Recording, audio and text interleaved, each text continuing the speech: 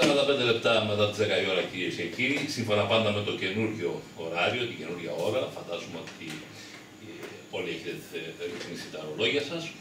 Και όπως σας προαναγγείλαμε, υλοποιούμε την υπόσχεσή μας και φιλοξενούμε εδώ σήμερα τον κύριο Τάσο Βασιλακάκη, τον υποψήφιο δήμαρχο Παιωνίας με το συνδυασμό που στηρίζεται από το Κομμουνιστικό Κόμμα Ελλάδος με το όνομα Λαϊκή Συσπήρωση. Και είναι ένα όνομα το οποίο, κύριε Βασιλακάκη, είναι παραλλαδικό, έτσι. Όλοι οι συνδυασμοί του Κομμουνιστικού Κόμματος Ελλάδος ανά την επικράτεια έχουν το ίδιο όνομα. Καλημέρα, καλώς ορίσατε. Καλημέρα σας, κύριε Παπαγεωργόπουλε, σε εσάς και στους ακροατές σας. Κοιτάξτε να δείτε, αυτό στην ουσία την ανάγκη του να αλλάξει όνομα την επιβάλλει ο ίδιος ο νόμος. Αν μπορούσαμε να κατέβουμε στο Δήμο Παιωνίας καθαρά και ανοιχτά σαν Κομμουνιστικό Κόμμα Ελλάδος, θα κατεβαίνουμε σαν Κομμουνιστικό Κόμμα Ελλάδος. Σε πείσμα των καιρών που θέλουν έξω τα κόμματα, έξω τις πολιτικές, που θέλουν να διαχωρίσουν τα προβλήματα σε τοπικά και κεντρικά. Δεν είναι λίγο διαχωρισμένα τα προβλήματα. Όσο να είναι, οι τοπικές ανάγκες, παράδειγμα της Παιωνίας, έχουν διαφορά από τις ανάγκες της Πελοποννήσου ή της Κρήτης ή κάποιων νησιών που, ας πούμε, επικεντρώνονται περισσότερο στον τουρισμό. Χωρίς να υποτιμούμε την ιδιαιτερότητα των προβλημάτων των τοπικών, εντούτοις, αν αυτό ίσχυε στο παρελθόν και πάλι σε κάποιο βαθμό, εμείς ποτέ δεν διαχωρίσαμε τα προβλήματα σε τοπικά και περιφερειακά και η ίδια η πράξη της ζωής πιστεύουμε ότι μας έχει επιβεβαιώσει. Για παράδειγμα, δεν μπορείς να σχεδιάσεις σε έναν Δήμο όταν το κεντρικό κράτος σου καθορίζει τι πόρους θα έχεις οικονομικούς, τι ανθρώπινους πόρους σε προσωπικό θα έχεις, όταν ο σχεδιασμός των μεγάλων στρατηγικών έργων σχεδιάζεται από την Ευρωπαϊκή Ένωση, πάμε αντίστροφα δηλαδή. Όλοι οι Δήμοι διεκδικούν όχι αυτά που έχουν ανάγκη, αυτά τα οποία επιτρέπει η Ευρωπαϊκή Ένωση. Όπως επίσης και το κεντρικό κράτος. Λοιπόν, εμείς γι' αυτό το λόγο λέμε. Ας μην πούμε να μαθαίνουμε από τώρα. Θα θέματα αυτά. Πρώτα απ' όλα, η σημερινή εκπομπή έχει σαν κύριο και βασικό αντικείμενο να σας γνωρίσουμε, να σας γνωρίσει ο κόσμος. Εγώ σας γνωρίζω από πολύ μικρό. Από πολύ μικρό. Λοιπόν, ποιος είναι ο Τάσος Βασιλακάκης?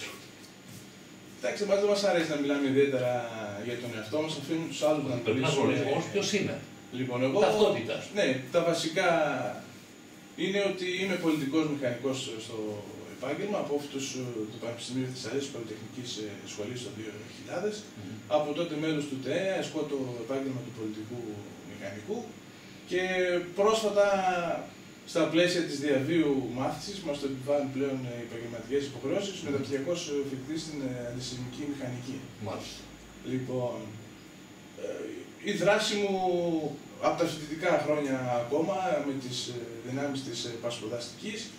Λοιπόν, από εκεί και πέρα ολοκληρώσαμε τις στρατιωτικές μας υποχρεώσεις, μπήκαμε στο στίβο της ζωής και όπως και για άλλους ανθρώπους γίνανε τα πράγματα πολύ πιο σύνθετα. Για κάποιο διάστημα επικεντρωθήκαμε στις επαγγελματικές υποχρεώσεις. Κάποια στιγμή βρεθήκαμε στα διέξοδο που βρίσκονται λίγο πολύ όλοι οι νέοι. Απλά εμείς πήραμε και την απόφαση να συνεχίσουμε αυτό το οποίο ξεκινήσαμε νεότεροι. Λοιπόν, και σε ενήλικη ηλικία πιο όρυπη, πιο συνειδητοποιημένη, στον δρόμο του αγώνα, στο πλάι των εργαζομένων. Η ηλικία μας. Λοιπόν, είμαι 37 χρονών. Μάλιστα.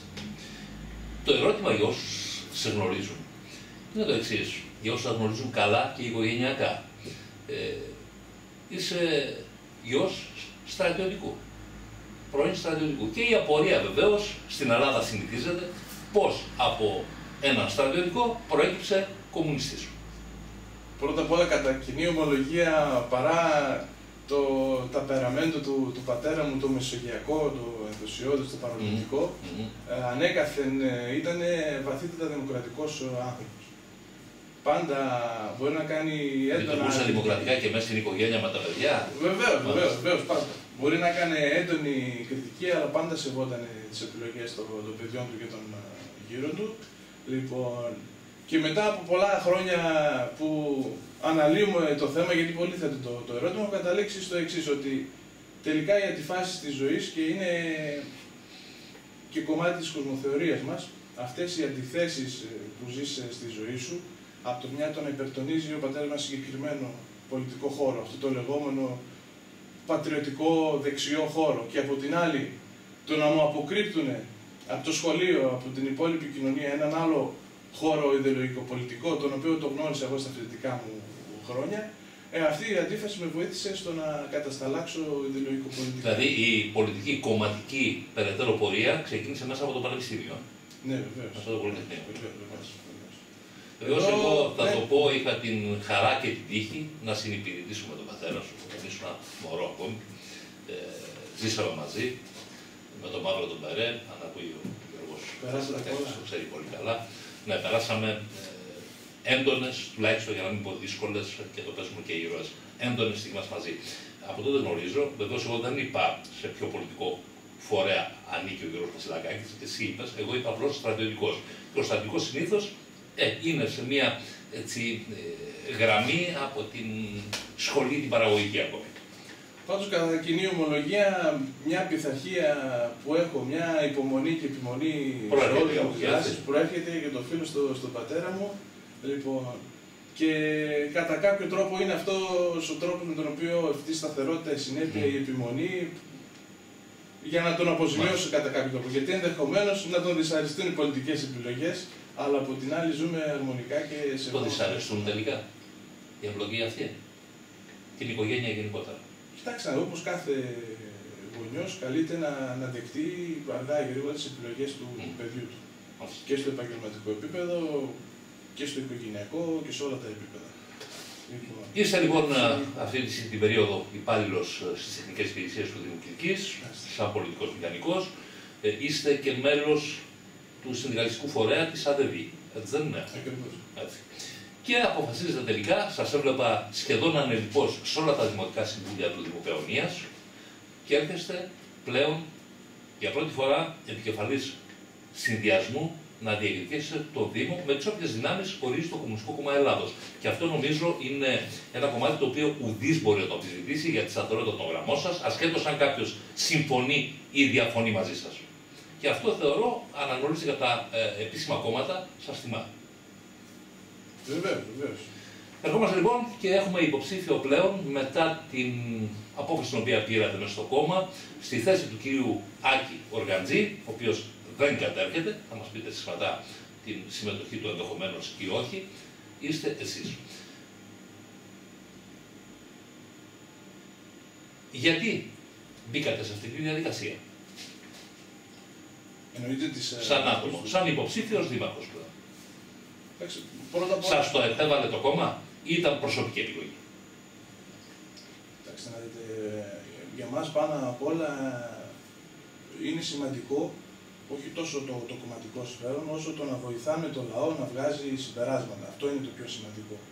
Εμείς δεν λέμε δυνατό κουκουέ, όπως λένε και τα άλλα κόμματα, για να αλλάξει ο Χαλίφης στη θέση του Χαλίφη, ούτε καλλιεργούμε αυταπάτες, ότι και έχει γίνει και πολύ έντονη κριτική σε αυτό το ζήτημα, ότι μπορούμε εμείς με αυτά τα εργαλεία, μέσα σε αυτές τις συνθήκες, ακόμα και από τη σκοπιά, από τη θέση της κυβέρνησης ή της τοπικής διοίκησης, μπορούμε να λύσουμε οριστικά τα προβλήματα του κόσμου.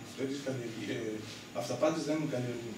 Εμείς αυτό που θέλουμε να βοηθήσουμε το λαό από κάθε μετερίζει, είτε εγώ σαν υπάλληλος δημοτικός, μέσα από το Σωματείο των Εργαζομένων εκεί, μέσα από το Νομαρχιακό Τμήμα της ΑΔΕΔ, σε συνεργασία με άλλους συναδέλφους στο δημόσιο αλλά και εργαζομένους στο δυτικό, να φωτίσουμε τα αίτια των δεινών του λαού.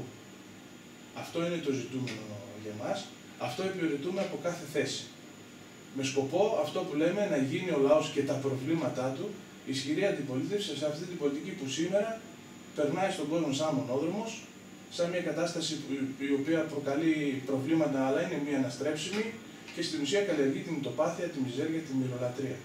Εμείς θέλουμε μέσα και από αυτές τις εκλογές, τις τοπικές, περιφερειακές και ευρωεκλογές, να περάσουμε το μήνυμα ότι αυτός ο δρόμος δεν είναι μονόδρομος.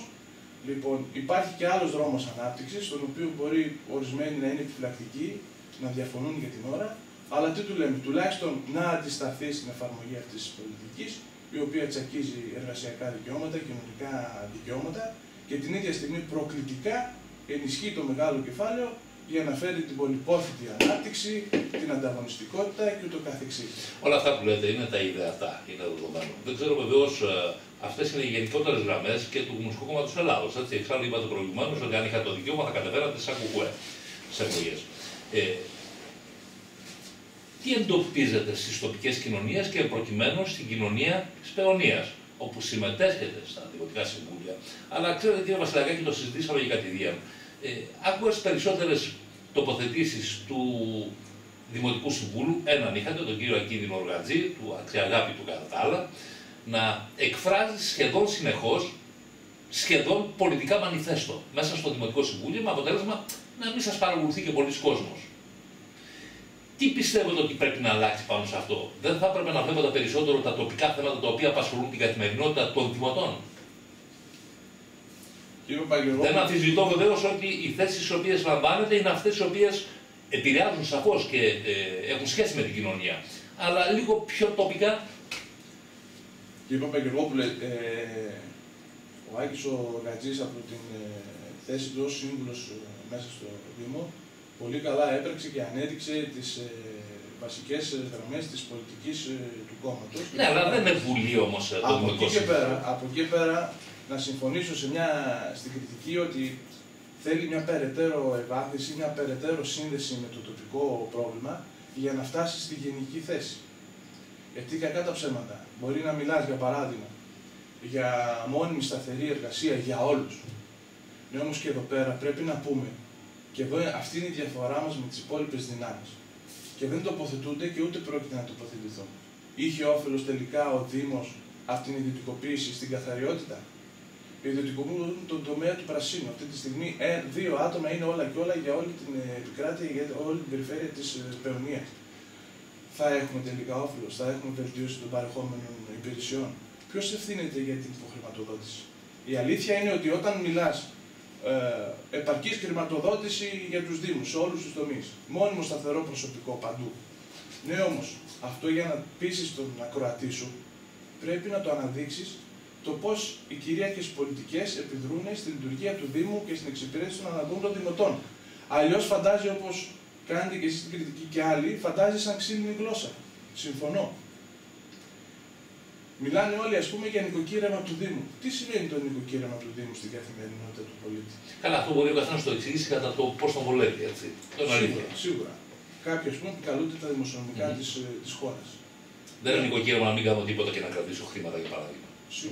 Σίγουρα.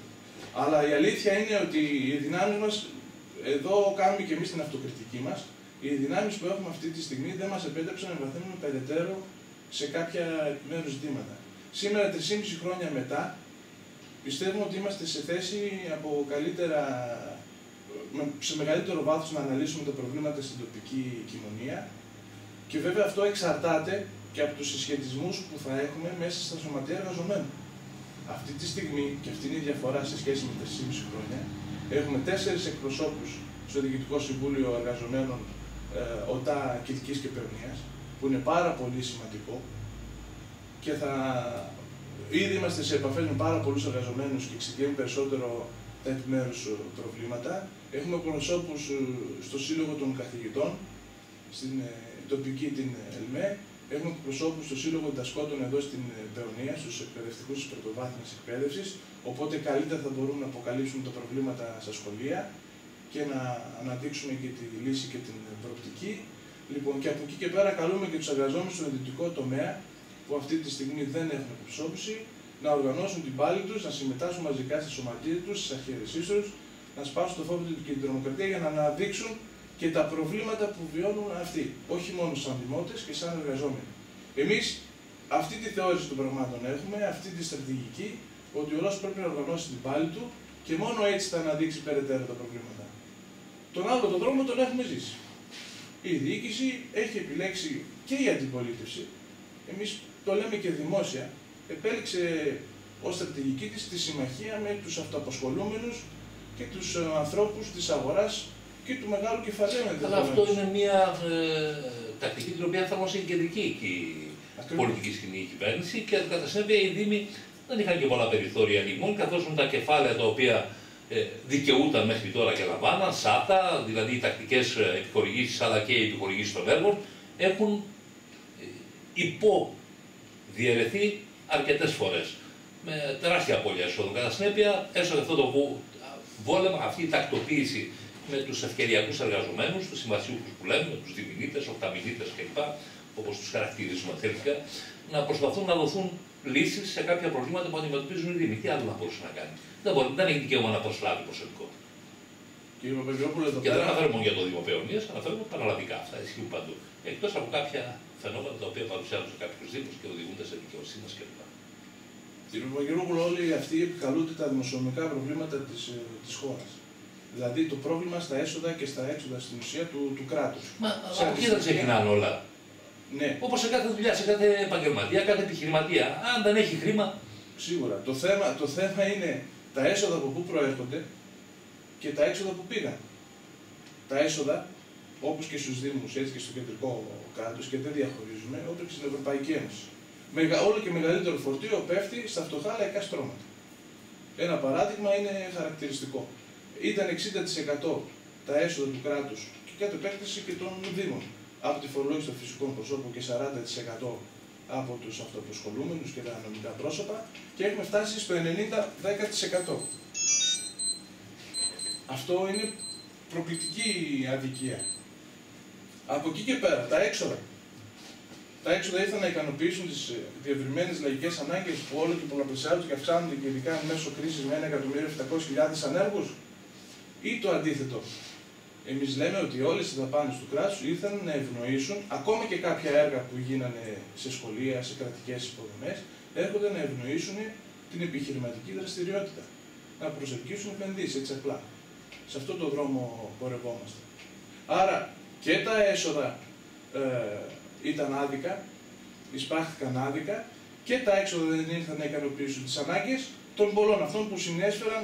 Ξέρετε όμως, εδώ θα με αναγκάσετε να θέσω ένα προσωπικό ερώτημα. Βλέποντας την κοινωνία και λέγοντας αυτά τα οποία λέτε όσον αφορά τον τομέα φορολόγηση όπου προέρχονται τα περισσότερα έσοδα. Είστε ένας επιστήμονας σε μια υψηλή επιστημονική κατάρτιση, συνηθίζω ο πολιτικός μηχανικός, ο αρχιτέκτονας και κάποιες άλλες επιστήμες να είναι στην κορυφή της καταξίωσης επαγγελματικά. Θα ρωτήσω, γιατί επιλέξατε να μπείτε στο δημόσιο τομέα, εσείς προσωπικά, και δεν ιδιωτεύσατε, ούτως ώστε να έχετε τη συμμετοχή στην κοινωνία και να αξιοποιήσετε τις γνώσεις σας και προς όφελος των υπολείπων. Και επιλέξατε την εξασφάλιση τροποδινά, αυτό το οποίο κατηγορούμε πολύ, του δημοσίου, της δημόσιας ομπρέλας. Κύριε Παπαγγελόπουλο, πρώτα απ' όλα και εμείς στο δημόσιο προσφέρουμε και μάλιστα προσφέρουμε, και εμένα μου κάνει φοβερή εντύπωση, με πολύ μεγαλύτερο μερίδιο ευθύνης. Λοιπόν, στο ιδιωτικό τομέα εγώ δεν έτυχε να διαχειριστώ ένα έργο, ας πούμε, πάνω από 300-400.000 ευρώ. Θα ήταν ένα σπίτι, θα ήταν μια κτηνοτροφική μονάδα, θα ήταν μια μικρή βιοτεχνία. Στο δημόσιο αυτή τη στιγμή διαχειριζόμαστε έργα εκατομμυρίων ευρώ, με δεκάδες άτομα προσωπικό, με κίνδυνο να συμβεί αναπάρει στιγμή. Ναι, δεν είναι δικά σας όμως αυτά, δεν είναι προς δικό σας όφελος, αυτό θέλω να πω. Λοιπόν, από εκεί και πέρα το δημόσιο, όπως και για τους περισσότερους νέους, οι οποίοι έχουν φιλοδοξίες, θέλουν και αυτοί να ικανοποιήσουν τις ανάγκες τους κτλ. Το δημόσιο είναι μια λύση ανάγκης. Αν ο ιδιωτικός τομέας, που εγώ πιστεύω είχα μια καταξίωση στα μάτια του κόσμου, γι' αυτό το είπα. Γι' αυτό το είπα. Να όμως που από εκεί πέρα για να βγάλεις κέρδος σε βαθμό να ικανοποιήσεις επαρκώς τις ανάγκες σου, πρέπει να μπει σε κάποια άλλα μονοπάτια, τα οποία είναι ολισθηρά, τα οποία δεν είναι διατεθειμένος ο κάθε νέος να τα... Το είπα αυτό για να δούμε το πόσο δύσκολο είναι να ιδιωτικοποιηθείς σήμερα έξω, με την έννοια να κάνεις ιδιωτικές επενδύσεις, επιχειρήσεις και να φτάσεις σε μια καταξίωση του μεγάλου επιχειρηματία. Δεν είναι αυτά τα πράγματα. Αυτό δηλαδή που είπατε ότι το μεγάλο κεφάλαιο απομυζεί τις δυνατότητες των εργαζομένων και ότι υπάρχουν μια ανεργία. Βεβαίως, αν δεν υπάρχουν βιομηχανίες και βιοτεχνίες και οι μεγάλοι επιχειρηματίες, πώς θα υπάρξουν και οι εργαζόμενοι. Κύριε Παπαγγελόπουλε, εμείς έχουμε μια αντίστροφη λογική. Η θέση εργασίας δηλαδή αυτό. Χωρίς εργάτες δεν νοείται οικονομία.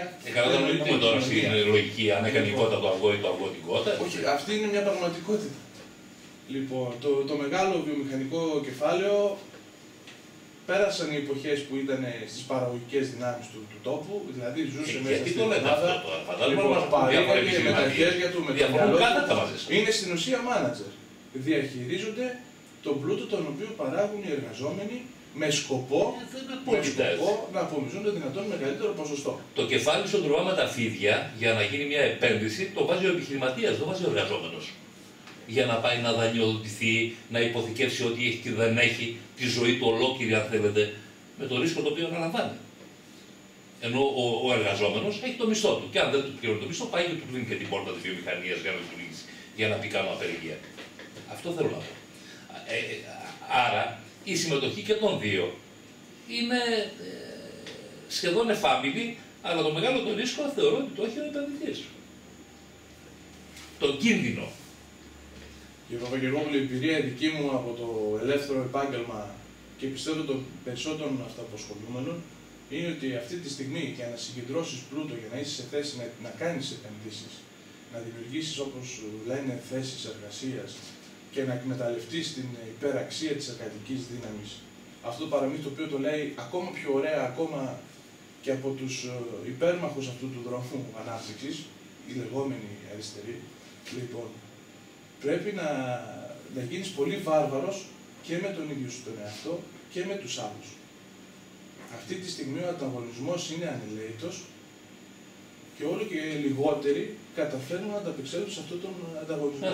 Και γι' αυτό τον λόγο, εγώ να σας πω, έχω τη χαρά και την τιμή στην υπηρεσία μου να συνεργάζομαι με ανθρώπους που έχουν δουλέψει στον κύριο Σαριανίδη στις προκατασκευές, έχουν διατελέσει υπάλληλοι στελέχοι εταιρεών, μεγάλων κατασκευαστικών εταιρεών, με πολύ παχυλούς μισθούς, τριπλάσιους και τετραπλάσιους από το δημόσιο, και όμως επέλεξαν όχι τη σιγουριά του δημοσίου. Επέλεξαν κατά κάποιο τρόπο να εξασφαλίσουν την οικογενειακή τους γαλήνη και ηρεμία, που είναι κάτι δυσέβρετο. Ένας άνθρωπος νέος, ειδικά από τη στιγμή που κάνει οικογένεια, και για μένα ήταν πολύ σημαντικό σταυροδρόμι, αρχίζουν και αλλάζουν οι προτεραιότητες στη ζωή σου. Και να κλείνουν οι επιχειρήσεις μία πίσω από την άλλη. Ακριβώς. Επειδή γνωρίζω την πρώτη βιομηχανία, παράδειγμα του κ. Σαριανίδη, που ήταν μια ανθυρή βιομηχανία, ήταν η πιο ισχυρή βιομηχανία στο λαμό και και από τις χειρότερες στην Ελλάδα. Δηλαδή, όποιος εργαζόταν εκεί ήταν υψηλά προνομιούχος. Τώρα ο άνθρωπος αντιμετωπίζει για αυτό τα προβλήματα της καθημερινότητας που αντιμετωπίζουν όλοι οι επιχειρηματίες και όλη η κοινωνία. Και μια και είσαι στον τομέα αυτό της οικοδομής γενικότερα, ξέρετε που έχει φτάσει η οικοδομή, δεν υπάρχει, δεν γίνεται φύλλο. Κατά συνέπεια και οι εργαζόμενοι τους οποίους προαναφέρατε αναγκάστηκαν να ψάξουν να βρουν άλλες διεξόδους, άλλες θέσεις εργασίας. Παρ' όλα αυτά όμως, ας το σταματήσουμε εδώ πέρα, γιατί φύγαμε στην κεντρική πολιτική σκηνή και παραλλαδικά σαφέστατα είναι πολύ ενδιαφέρον το θέμα. Δεν το συζητάμε. Απλά κύριε Παπαγεωργόπουλε, εμείς συμπάσχουμε όλους τους αυτοαπασχολούμενους που υποφέρουν, αλλά δεν θα λυπηθούμε σε καμία περίπτωση το μεγάλο κεφάλι. Λοιπόν. Δεν ξέρω, καμιά φορά πραγματικά αναρωτιέμαι ποιο εννοεί το μεγάλο κεφάλαιο και ποιος εντάσσεται μέσα σε αυτό. Πραγματικά προβληματίζομαι. Δηλαδή, κάποιες επιχείρησεις στο νομό Κιλκής, οι οποίοι προσφέρουν κάποιες δεκάδες και ενδεχομένως και εκατοντάδες θέσεις εργασίας. Αυτούς θεωρείται μεγάλο κεφάλαιο. Και να πούμε το εξής: κλειδώσαν και φύγαν. Ποιος είναι ο μεγάλος χαμένος? Για πείτε μου. Ο μεγάλος ο χαμένος ποιος θα είναι? Κύριε Παπαγεωργόπουλε, πρώτα απ' όλα αυτό δεν πρόκειται να το κάνουν όσο έχουν κέρδος. Όταν δεν έχουν κέρδος, δεν διστάζουν να κλείσουν την επιχείρηση, να την πουλήσουν. Γιατί οι επιχειρηματίες βλέπουν πολύ πιο μπροστά από τους εργαζομένους και όταν αντιληφθούν ότι μετά από 5 χρόνια ενδεχομένως δεν θα υπάρχει κέρδος, θα είναι από σήμερα γεια σας. Κύριε Παπαγεωργόπουλε, θέλετε να μας πείτε χωρίς επιχειρηματίες δηλαδή δεν μπορούμε να επιβιώσουμε? Ναι, δεν το βλέπω. Πραγματικά δεν το βλέπω. Εμείς λέμε ότι οι εργαζόμενοι είναι το πιο πρωτοπόρο κομμάτι. Τι θα κάνουν? Αυτό που του λείπει είναι να έχει τα εργαλεία, να αποφασίζει, να βγάζει νόμους, να ελέγχει την παραγωγή του, να ελέγχει τα δίκτυα μεταφοράς, ενέργειας, τηλεπικοινωνιών. Αυτά του λείπουν. Δηλαδή ο συντονισμός των ενεργειών του ώστε να καλύψει τις ανάγκες του. Λοιπόν, τώρα όσον αφορά το κεφάλαιο, και οφείλω να το πω γιατί είναι πάρα πολλοί κόσμος αυτοαπασχολούμενοι, μικρές βιοτεχνίες κτλ. Εμείς διαχωρίζουμε το μεγάλο κεφάλαιο ως εξής. Λοιπόν, ένας αυτοαπασχολούμενος, μια μικρή βιοτεχνία, ακόμα και αν έχει και 10 και 15 άτομα προσωπικό, ακόμα και αν πήγαινε καλά οι δουλειές και βγάζανε κέρδη, σήμερα, όταν δουλεύεις από νύχτα σε νύχτα και καταφέρεις με το ζόρι να πληρώσεις υποχρεώσεις προς τους εργαζομένους και προς το κράτος, και εσύ με τα βίας σου μένει ένας μισθός, αυτό τον άνθρωπο δεν το θεωρήσεις κεφάλαιο. Ακόμα και αν έχει μια βιοτεχνία, έχει και πάει για στοιχεία τα οποία θα πει κάποιος, ναι, ωραία, αυτός δεν είναι επεξυλοκρεμάμενος όπως είναι ο άνεργος. Ο εργαζόμενος πουλάει την εργασία του, αν δεν έχει εργασία, δεν έχει ζωή, δεν έχει τίποτα. Μπορεί να πει κάποιος, ωραία, αυτός έχει τη βιοτεχνία του, έχει κάποιο στόλο, κάποιο χειμώνα. Να πω και στον καπιταλισμό αυτή τη στιγμή δεν αξίζουν μία. Μάλιστα. Κανένας δεν ενδιαφέρει να αγοράσει βιοτεχνία, κανένας δεν ενδιαφέρει να αγοράσει επιχειρημένα οχήματα. Και εδώ πέρα είναι που του λέμε εμείς ότι το συμφέρον σου είναι με τους εργαζομένους, οι οποίοι είναι οι πολλοί, είναι αυτοί που σηκώνουν στην πλάτη τους όλη την κοινωνία και επιτέλους πρέπει αυτοί να πάρουν μεγαλύτερο κομμάτι της πίτας, του παραγόμενου πλούτου, ούτως ώστε να έχεις και εσύ δουλειά. Μάλιστα. Ναι, εγώ θεωρώ ότι είναι μία αλυσίδα. Ότι είναι μία αλυσίδα. Και ο μεγαλό. Κύριε Παπαγγελόπουλο, επειδή έχω συνεργαστεί και έχω δουλέψει για λογαριασμό των ανθρώπων. Λοιπόν, από κάθε εργαζόμενο, τι ποσοστό κέρδους, ας πούμε, να έχεις? Όταν κάποιος βγάζει από έναν εργαζόμενο 2 και 3 μισθούς το μήνα, αυτά είναι προκλητικά κέρδη, τα οποία βγαίνουν μέσα από το μόνο του. Λοιπόν, κύριε Μασαργάκη, ας επανέλθουμε στον τόπο μας. Βεβαίως. Είπα λοιπόν ότι παρακολουθήσατε τα δημοτικά συμβούλια και ποιο είναι αυτό το οποίο θεωρείτε το πιο τρανταχτό ενάντια στη δική σας φιλοσοφία και στη δική σας λειτουργία. Από τα θέματα τα οποία παρακολουθήσατε, αν μπορείτε αυτή τη στιγμή να στοιχειολογήσετε 1, 2, 3 πράγματα. Είπατε παράδειγμα την ιδιωτικοποίηση της καθαριότητας. Μία άποψή σας είναι για το νερό. Θέλω να ακούσω την άποψή σας, που είναι ένα θέμα το οποίο καίει τον τόπο. Ιδιαίτερα την περιοχή του πρώην Δήμου Πολυκάστρου. Καθώς Αξιούπολη, Γουμαίνισσα έχουν το νερό τους από το Παϊκό και Ευρωπόσο. Κύριε Παπαγγελόπουλο, πρώτα απ' όλα να ξεκινήσω το βασικό. Η μοναδική δύναμη η οποία αντιστάθηκε στο Καλλικράτη γενικά σαν νόμο και δεν κάνουμε κριτική στη λειτουργία του όπως ορισμένοι όψιμοι λοιπόν, σκεπτικιστές με τον Καλλικράτη. Εμείς ήμασταν κάθετα αντίθετοι από τον Καλλικράτη ως ένα εργαλείο λοιπόν, το οποίο θα φόρτωνε μεγαλύτερα βάρη στα φτωχά λαϊκά στρώματα και αργά γρήγορα θα δημιουργούσε τις προϋποθέσεις για ιδιωτικοποίηση των ΜΕΟ λοιπόν, και για προσέλκυση και για μάλλον εφαρμογή έργων τα οποία θα προσέλκυαν τις ιδιωτικές επενδύσεις. Και δικαιωθήκαμε. Αυτή τη στιγμή, όταν ξεκίνησε ο Καλλικράτης, 70% ήταν κρατική χρηματοδότηση και μόλις 30% η συμμετοχή των δημοτών και σήμερα το ακριβώς αντίστροφο. 70% των βαρών λειτουργίας του Δήμου φορτώνονται στους εργαζομένους, στους δημότες και μόλις 30% στο κράτος. Και η ειρωνία ποια είναι? Ότι αυτή η εξοικονόμηση πόρων από το κεντρικό κράτος δεν αντανακλάται σε βελτίωση των παρεχόμενων κρατικών υπηρεσιών. Βλέπουμε τα νοσοκομεία, τις υπόλοιπες κρατικές δομές να αιμορραγούν.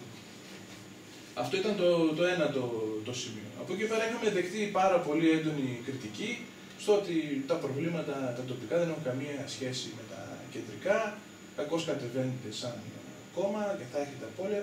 Τελικά δικαιωθήκαμε και σε αυτό.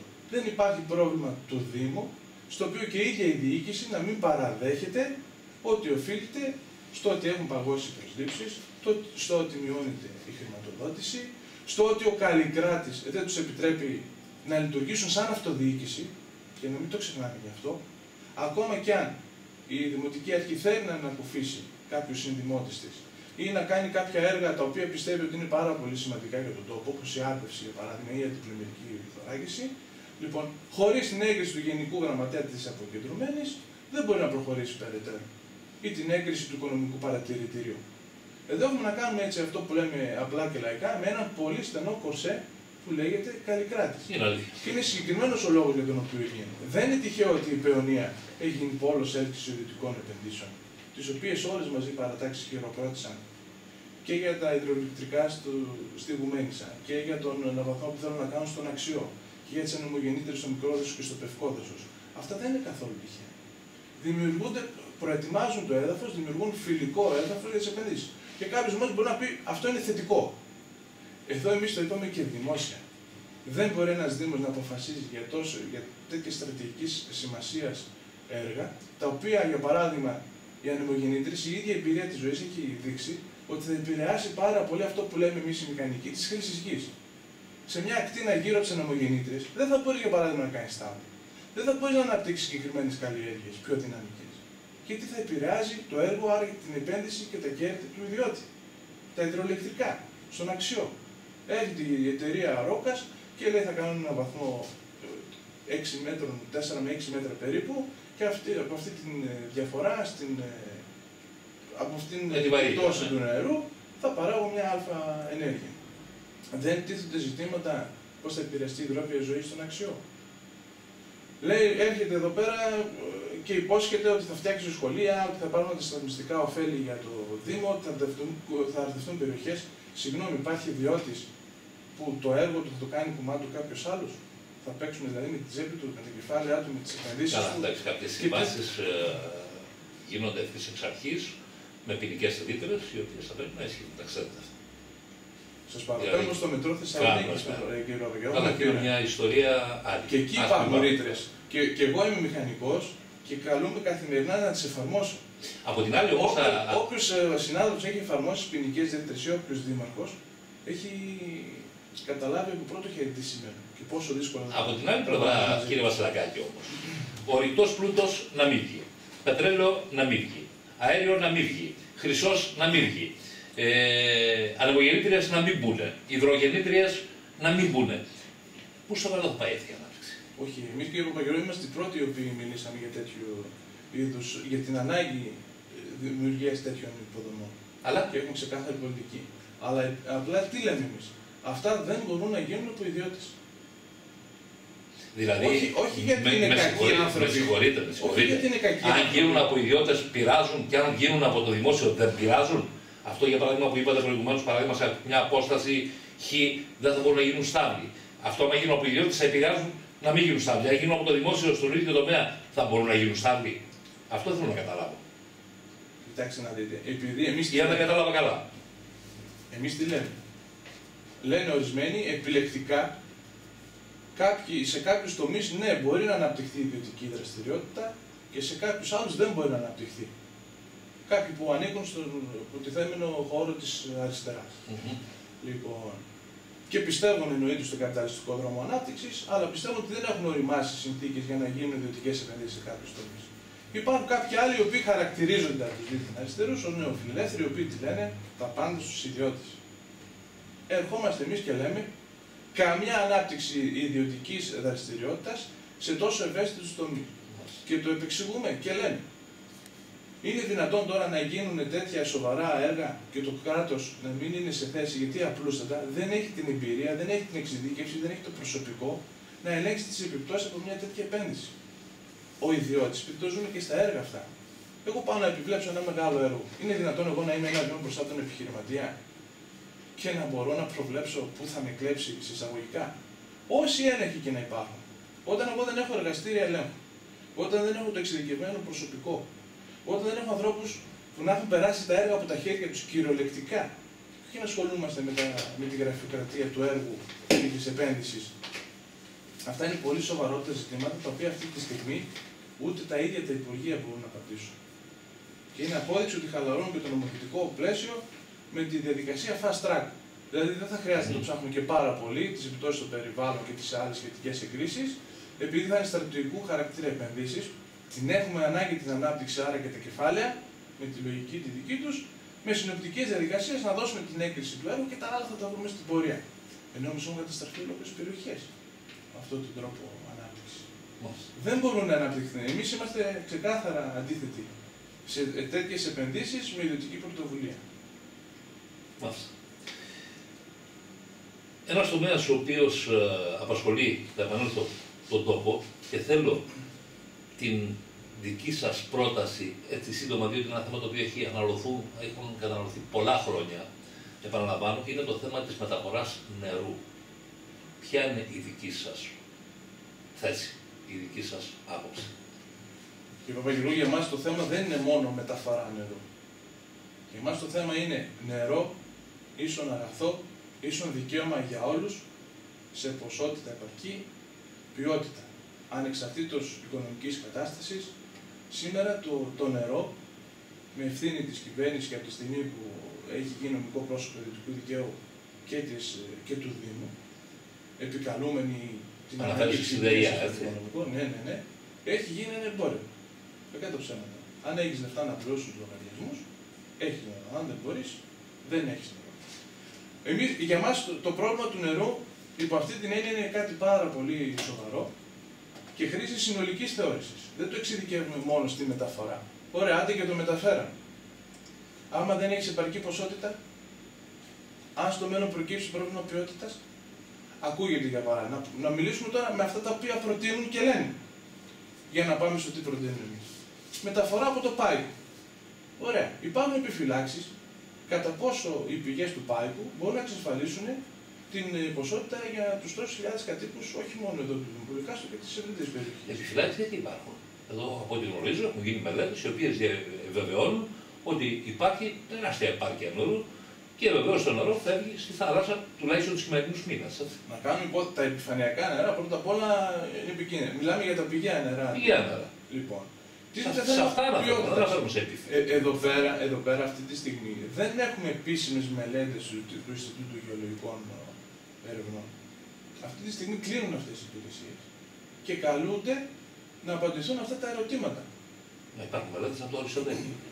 Ακόμα και αν γίνουν αυτές οι μελέτες, να κάνουμε κάποιες υποθέσεις, είναι πάρα πολύ σημαντικό. Δηλαδή, αμφισβητείτε εσείς από την πλευρά σας την ποιότητα του νερού. Δεν αμφισβητούμε. Ναι, πιστεύουμε ότι πρέπει να γίνει περαιτέρω έρευνα του ζητήματος. Έχουν γίνει κάποιες οι οποίες είναι αποσπασματικές. Μέχρι στιγμής έχουμε κάποιες δηλώσεις πρώην υπαλλήλων ή καινήν υπαλλήλων του ΔΟΥΜΕ, κάποιες μελέτες. Θέλει περισσότερο συνολική θεώρηση του ζητήματος. Αλλά ακόμα και να εξασφαλίσουμε και την ποσότητα και την ποιότητα. Μπορεί κανείς να εγγυηθεί ότι δεν θα υπάρξουν μεταλλευτικές δραστηριότητες στο Πάικο οι οποίες θα επηρεάσουν την ποιότητα και την ποσότητα του νερού? Καλά, τώρα, σκεφτούμε με αυτόν τον τρόπο στον νερό, δεν θα κάνουμε τίποτα. Σε κανέναν τομέα δραστηριότητας. Επειδή θα σκεφτούμε ότι αργότερα μπορεί να γίνει το εξής, άρα δεν κάνουμε σήμερα το. Όχι, εμείς και Παπαγεώργου δεν είπαμε αλλά να μην γίνει τίποτα. Απλά όλα αυτά τα πράγματα πρέπει να μελετηθούν και να πάρθουν σχετικές αποφάσεις. Δεν κοστίζει τίποτα ιδιαίτερο η λήψη πολιτικών αποφάσεων τέτοιου είδους. Αλλά εδώ πρέπει να μιλήσουμε με όλους τους τοπικούς φορείς, παράγοντες, οι οποίοι ενδεχομένως, και εμείς έχουμε ενδείξεις και αποδείξεις, ότι υπάρχει τεράστιο επενδυτικό ενδιαφέρον για εκμετάλλευση του Πάικου. Εδώ πρέπει να το δούμε. Θα έχει άμεση επίπτωση στο νερό. Και από την υλοτομία και για τον αγροτουρισμό που ακούγονται διάφορα και για την μεταλλευτική δραστηριότητα. Όλα αυτά πρέπει να τα δούμε συνολικά. Δεν είναι κάτι που θα κοστίσει. Η διαβούλευση θέλει δημόσια, συμβουλές ειδικών, πρέπει να γίνουν απαραίτητες μελέτες, οι οποίες κοστίζουν εκατοντάδες χιλιάδες ευρώ, είναι αλήθεια. Είναι πολύ σοβαρές μελέτες. Πρέπει να γίνουν όμως αυτά. Γιατί από την άλλη έχουμε μια εμπειρία από εδώ από το Πολύκαστρο. Οι γεωτρήσεις μας, το γνωρίζετε. Λοιπόν, χτυπιόντουσαν κυριολεκτικά τυχαία. Κυριολεκτικά τυχαία. Τυχαία, δεν υπήρχαν κάποιοι που γνωρίζουν το πράγμα αυτό μέσα από τις υπηρεσίες του Δήμου. Υπήρχαν κάποιες υποτυπώδεις μελέτες, αλλά ήταν τυποποιημένες. Τι άλλο μπορούσε να γίνει? Δεν υπήρχε κάποιος φορέας ενιαίος ελέγχου του πού θα χτυπηθούν αυτές οι γεωτρήσεις. Όλοι βλέπαμε, κοιτούσαμε να λύσουμε τα επίγοντα προβλήματα του νερού. Να βρούμε νερό, επαρκή σε ποσότητα, να υδροδοτήσουμε τον οικισμό. Το τι επιπτώσεις αυτό θα έχει στον υδροφόρο ορίζοντα, σε κάποιες άλλες γεωτρήσεις. Το αν σε αυτό το στρώμα υπάρχει κίνδυνος κάποια στιγμή αυτό το στρώμα νερού να μολυνθεί, δεν το έλεγχε κανένας. Κοιτούσαμε να λύσουμε, όπως είπατε και εσείς. Να φέρεις σε διάφορα σημεία, παράδειγμα, που είχαμε αρσενικό, έτσι, μετά από την εμφάνιση. Βεβαίως. Μετά την πάροδο κάποιων χρόνων. Βεβαίως. Αυτά γιατί εμφανίζονται. Θέλει δηλαδή να το δούμε συνολικά το ζήτημα. Για αυτή τη στιγμή, και το λέμε και δημόσια, δεν έχει γίνει μια ολοκληρωμένη μελέτη για τη λεκάνη του άξιου, για την ποιότητα του νερού. Ποιοι παράγοντες επηρεάζουν το πρόβλημα της ποιότητας του νερού? Εμείς δεν λέμε ότι είναι κατάλληλο. Αλλά σίγουρα υπάρχουν ζητήματα ποιότητας. Δεν το λέμε για να πανικοβάλλουμε. Το λέμε για να μην συνεχίσει να χρονίζει αυτό το πρόβλημα και ο καθένας να κάνει μικροπολιτική με το νερό. Εμείς λέμε ότι είναι επιτακτική ανάγκη όλοι οι φορείς, όλοι οι κάτοικοι να απαιτήσουν να γίνουν όλες αυτές οι μελέτες, όλη αυτή η έρευνα. Αλλά βέβαια και με αυτές τις υπάρχουσες δομές του κράτους, εμείς αμφισβητούμε και αν μπορούν να γίνουν. Μήπως τελικά και αυτό έχει αποφασιστεί να δεθεί σε έναν ιδιώτη με ό,τι συνεπάγεται? Καλά, πάντως μέσα από την αυτοδιοίκηση να ανατρέψουμε το κράτος είναι λίγο δύσκολο. Σίγουρα είναι πολύ δύσκολο. Αλλά ο Δήμος μπορεί να πρωτοστατήσει το να οργανώσει, να συντονίσει τις τοπικές κοινωνίες προς αυτή την κατεύθυνση. Και το κυριότερο. Μέσα από γενικές συνελεύσεις, δηλαδή. Βεβαίως, βεβαίως. Οι γενικές συνελεύσεις μέσα από παρεμβάσεις στα σωματεία, για παράδειγμα, απουσιάζουν οι επαφές με τα σωματεία εργαζομένων και του Δήμου και των εργαζομένων στα σχολεία, δάσκαλοι, καθηγητές. Αυτές εδώ πέρα δεν έχουν προχωρήσει. Εμείς το προτείνουμε και θα το εφαρμόσουμε και στην πράξη. Πρέπει δηλαδή να καταλάβει ο κόσμος το βάθος του προβλήματος, την αιτία, για να δημιουργηθούν και κριτήρια ψήφου.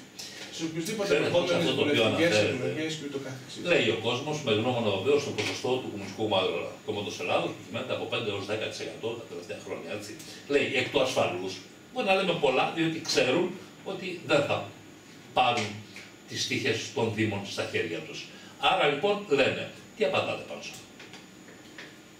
Κύριε Παπαγεωργόπουλε, εμείς το λέμε επανειλημμένως. Εμείς δεν ζητάμε απλά από τον κόσμο να κάνει αντιπολίτευση, να γίνει επαναστάτης όπως λένε κάποιοι χωρίς αιτία, να αντιπολιτευτεί με σκοπό να πάρει να χαϊδέψει αυτιά, να κλέψει ψήφους, να πάρει τη διοίκηση ή την κυβέρνηση και μια από τα ίδια.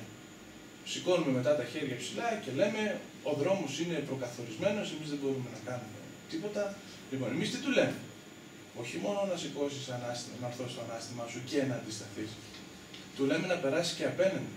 Και μεταξύ των δύο όχθεων υπάρχει ένας ποταμός, ο οποίος αυτή τη στιγμή φαντάζει στον πολίτη τον κόσμο ότι δεν μπορεί να το διαβεί. Εμείς του λέμε ότι αυτός ο τόπος και αυτή η τάξη την οποία ανήκουμε, που έχει ενιαία συμφέροντα, λοιπόν η εργατική τάξη, έχει διαβεί αυτό το ποτάμι, το έχει περάσει κόντρα στις αντιεξοότητες των καιρών και ο δικός μας ο ελληνικός λαός έχει περάσει πολύ δύσκολες καταστάσεις. Λοιπόν, δεν είναι στρωμένος με ροδοπέταλα, δεν είναι κάτι το οποίο δεν θέλει προσπάθεια, αλλά του λέμε ότι όταν το πάρει απόφαση και όταν το πετύχει, τότε μόνο μπορεί να δώσει οριστική λύση στα προβλήματά του. Η αλήθεια είναι αυτή τη στιγμή το ποσοστό του Κομμουνιστικού Κόμματος αντικατοπτρίζει κυριολεκτικά τις διαθέσεις του κόσμου να δώσει ριζική λύση στα προβλήματά του, να γίνει αυτός πρωταγωνιστής. Για την ώρα, εμείς εκτιμούμε και πιστεύουμε ότι αυτό είναι πραγματικότητα, ο κόσμος έχει να αποθέσει τις ελπίδες του σε διάφορους σωτήρες, είτε είναι στα σωματεία, εκεί που χτυπάει η καρδιά του 10 και 12 και 16 ώρες το 24ωρο, κατ' επέκταση στους τοπικούς άρχοντες, στις τοπικές διοικήσεις, στις περιφέρειες, στην Ευρωπαϊκή Ένωση. Κάτι θα γίνει, δεν μπορεί. Κάπως θα βρεθεί ένας τρόπος να ανακουφιστεί. Εμείς του λέμε ότι κανένας δεν πρέπει να το ανακουφίσει τα προβλήματα, για το λαό, χωρίς το λαό δεν πρόκειται να γίνει τίποτα. Του λέμε ποιος είναι ο δρόμος, όσο πιο γρήγορα, όσο πιο σύντομα πάρει την απόφαση και από εκεί πέρα αρχίζει και τη βάζει στην πράξη του, ώστε να προετοιμαστεί για αυτό το μεγάλο βήμα που του προτείνουμε, τόσο καλύτερα για αυτόν. Εγώ σε αυτό το δρόμο πορεύομαι, κόντρα στα κελέσματα των καιρών και σε αυτό καλούμε και τους υπόλοιπους. Εδώ στους 102 και 8, στα FM, στο ράδιο επιλογές, έχουμε τη δυνατότητα να τα πούμε και άλλες φορές με τις εκλογές. Έχουμε εξάλλου μπροστά δύο νότικους μήνες και το έχουμε αποδείξει τα 25 χρόνια λειτουργίας μας ότι είμαστε στη διάθεση όλων όσων έχουν να πούν κάτι. Γι' αυτό θα δούμε στις επόμενες εκπομπές και άλλα θέματα επιμέρους. Θέλω όμως να μείνουμε τώρα στην πρώτη αυτή παρουσίαση σχετικώς με την κάθοδό σας στις εκλογές, τη δική σας, επικεφαλής του Συνδυασμού Λαϊκής Συσφύρος, του Συνδυασμού που στηρίζει από το Κομμουνιστικό Κόμμα Ελλάδος. Πώς είστε αυτή τη στιγμή που μιλάμε από πλευράς κατάρτισης του ψηφοδελτίου? Θα έχετε ψηφοδέλτια πρώτα, πέραν του κεντρικού βεβαίως, σε όλα τα τοπικά διαμέρους, τα τοπικά συμβούλια, σε όλα τα χωριά και στις πόλεις? Αυτό τώρα έχει άμεση σχέση και με το προηγούμενο ερώτημα και με τα ποσοστά του Κομμουνιστικού Κόμματος Ελλάδος. Ένα παραπάνω που κατεβαίνουμε ενιαία σαν Κομμουνιστικό Κόμμα και σε αυτές τις εκλογές. Αντιλαμβάνεστε, και έχει σχέση και με αυτά που είπα πριν, λοιπόν, ότι πολλά πράγματα δεν έχουν ξεκαθαρίσει στον κόσμο. Υπό αυτή την έννοια, εμείς στηριζόμαστε στον κορμό του ψηφοδελτίου των προηγούμενων εκλογών. Από εκεί και πέρα, σε όσο περισσότερες τοπικές κοινότητες έχουμε εκπροσώπους, τόσο καλύτερα. Και από εκεί και πέρα το γνωρίζετε πολύ καλά, εμείς δεν απευθυνόμαστε, ας το πούμε, στους προβεβλημένους ανθρώπους της κάθε περιοχής. Εμείς δεν μας αρκεί το όνομα, το να έχει από πίσω του κάποιος ένα σόι ή να έχει διατελέσει πρόεδρος κτλ. Εμείς απευθυνόμαστε σε έναν κόσμο που έχει διάθεση όχι να κάνει δημόσιες σχέσεις, όχι να εξυπηρετήσει τα ιδιωτικά του συμφέροντα, λοιπόν, αλλά να προσφέρει στον κόσμο, να αναδείξει τα προβλήματα, λοιπόν, να πορευθεί σε αυτόν τον δρόμο που τον καλούμε και εμείς. Από αυτή την έννοια, η απόφαση του να κατέλθει με το συνδυασμό μας κάποιος είναι σοβαρή υπόθεση. Λοιπόν, από εκεί πέρα δεν αποκλείουμε κανέναν, εφόσον είναι στον δρόμο που του χαράζουμε. Στόχος λοιπόν είναι να κατεβάσει όλες τις τοπικές κοινότητες. Από εκεί πέρα αυτός είναι ο στόχος.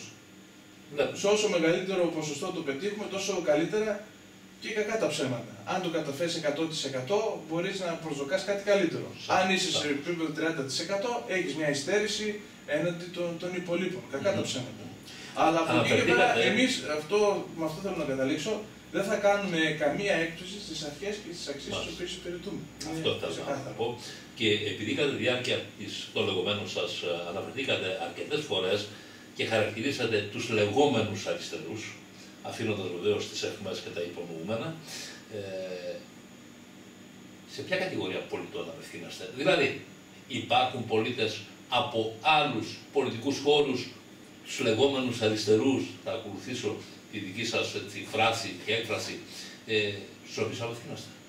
Κύριε Παπαγγελόπουλο, όταν λέμε, πάντα μιλάμε πολιτικά και σε επίπεδο ηγεσίας και πολιτικής έκφρασης των χώρων. Ναι, εδώ μιλάμε τοπικά περισσότερο, έτσι. Εκεί θέλω να επικεντρωθούμε. Εμείς δεν διαχωρίζουμε, ούτε βάζουμε κριτήριο του τι ψήφισε μέχρι τώρα ο κάθε εργαζόμενος. Εμείς τι του λέμε?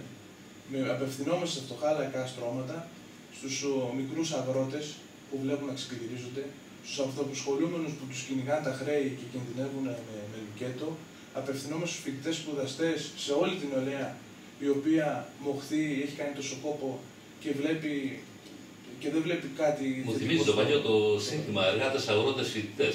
Ακριβώς, ακριβώς. Αυτό με μια κουβέντα, αυτό που λέμε την λαϊκή συμμαχία. Εμείς καλούμε το κάθε ένα να διαλέξει, όπως λέμε, όχθη, με ποιους είναι, με ποιους ανήκει. Αναφέρθηκα περισσότερο στο ερώτημα αυτό όσον αφορά την κατάρτιση των συνδυασμών των ψηφοδελτίων. Θα πάμε στην ψηφοφόρο συνέχεια, το οποίο σχεδόν το καλύψατε. Στην κατάρτιση, τη συμμετοχικότητα δηλαδή μέσα στα ψηφοδέλτια. Σε αυτούς αναφέρθηκα, εάν χωράνε άτομα από άλλους πολιτικούς χώρους. Κύριε Παπαγγελόπουλο, οι οποίοι δεν ενστερνίζονται όλα μαζί σας, αλλά σε κάποιες γενικές γραμμές συμφωνούν. Εμείς έχουμε ένα ξεκάθαρο πλαίσιο και θέσεις. Ναι, σε όλα πρέπει να είναι. Όχι, έχουμε ένα συγκεκριμένο πλαίσιο. Τι του λέμε? Μπορεί, ας το πούμε, να μην το πηγαίνεις μέχρι και την λαϊκή εξουσία, λαϊκή οικονομία, γιατί δεν διακυβεύεται αυτό. Λοιπόν, το πρόγραμμα και το πλαίσιο που βάλει το Κομμουνιστικό Κόμμα Ελλάδος, σαν λαϊκή συσπήρωση, εμείς του βάζουμε την διάθεση να κοντράρει τον καπιταλιστικό δρόμο ανάπτυξης, να κοντράρει την ανάπτυξη των μονοπωλίων, να κοντράρει τις βάρβαρες κυβερνητικές πολιτικές που του φορτώνουν όλο και περισσότερα βάρη. Εμείς αυτό βάζουμε σαν βασικό κριτήριο. Τώρα από εκεί πέρα κάποιος μπορεί να πει, εγώ βάζω. Αρχή δηλαδή να είναι αντιμνημονιακός. Αντιλαμβάνομαι κάτι τέτοιο, Ούτε δεν είναι αποκλειστικό κριτήριο το αντιμνημονιακός και δικαιωθήκαμε. Εμείς δεν επιμείναμε στην αντιμνημονιακή ρητορία, εμείς επιμείναμε από την αρχή της κρίσης στην αντικαπιταλιστική, την αντιμονοπολιακή ρητορία και δικαιωθήκαμε. Τη στιγμή που κάποιοι άλλοι μιλούσαν ότι το πρόβλημα, η κρίση προήλθε από το μνημόνιο, εμείς λέγαμε το ακριβώς αντίθετο. Η κρίση οικονομική, η κρίση περισυσσόρευσης κεφαλαίων έφερε το μνημόνιο για να επιταχύνει τις λεγόμενες αναδιαρθρώσεις που τις ζήσαμε και τις ζούμε, οι οποίες καθυστερήσανε στην Ελλάδα και οφείλεται στους μεγαλειώδεις αγώνες του ελληνικού λαού και των εργαζομένων, τουλάχιστον για μια δεκαετία. Για παράδειγμα, να πω μόνο τις ελαστικές σχέσεις εργασίας. Από το 1998 η Γερμανία χάραξε πολιτική γενίκευση των ελαστικών σχέσεων εργασίας, σήμερα έχει 40% και σε αυτό εμείς λέμε οφείλεται σε μεγάλο βαθμό η ανάπτυξή της. Στην Ελλάδα ήταν της τάξης του 5%. Σήμερα θα γίνουμε οι άνθρωποι λάστιχοι. Πότε εδώ, πότε εκεί, πότε παραπέρα. Λοιπόν, εμείς απευθυνόμαστε ανεξαρτήτως τι ψήφισε, αν συμφωνεί με αυτά τα 5 βασικά πράγματα που τον καλούμε, από εκεί πέρα ευχαρίστως να πλησιώσει το ψηφοδέλτιό μας. Κύριε Βασιλάκη, να σας ευχαριστήσω πολύ για την παρουσία σας εδώ σήμερα. Και επαναλαμβάνω για μια φορά, θα έχουμε τη δυνατότητα, φαντάζομαι, θα γίνει δεκτό και από μέρους σας, να τα ξαναπούμε εδώ, όσο πλησιάζουν οι εκλογές και πάνω σε διάφορα άλλα θέματα τα οποία απασχολούν κατά κύριο λόγο τις τοπικές κοινωνίες και προκειμένου την κοινωνία του Δήμου Παιωνίας, με τις όποιες ιδιαιτερότητες έχει η περιοχή. Να σας ευχαριστήσω πολύ για μια φορά. Εγώ σας ευχαριστώ ιδιαίτερα και τους ακροατές που αφιέρωσαν τον χρόνο να μας ακούσουν. Λοιπόν, και θα χαρώ πολύ να τα ξαναπούμε από κοντά. Να είστε καλά. Γεια σας.